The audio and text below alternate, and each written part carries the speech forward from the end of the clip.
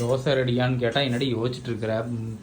தோசை கூட என்ன விளையாட்டு உனக்கு? இப்ப விளையாடுறாங்க தோசை கூட. இந்த வேகாத வெயில்ல நின்று சமைக்கிறது எவ்வளவு கஷ்டம் தெரியுமா?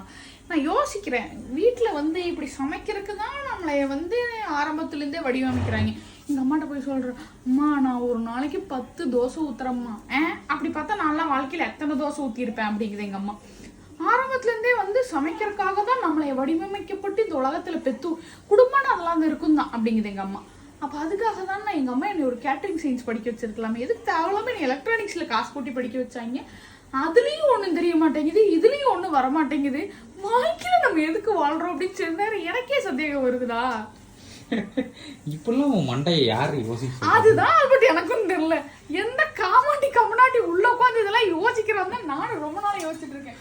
நானும் ஒவ்வொரு நாள் படுத்துட்டு டே எதுவும் யோசிக்காதடா இன்னைக்கு தூங்கலாம் அப்படின்னம்னா அன்னைக்குதான் என் மைண்டு நைட்டு 10 மணி இல்ல 1 மணி 2 மணி வரைக்கும் யோசிக்கும். ஐயோ கடவுளே, இந்த மானங்கிட்ட மைண்ட் வச்சுக்கிட்டு நான் படுற பாடு இருக்கே.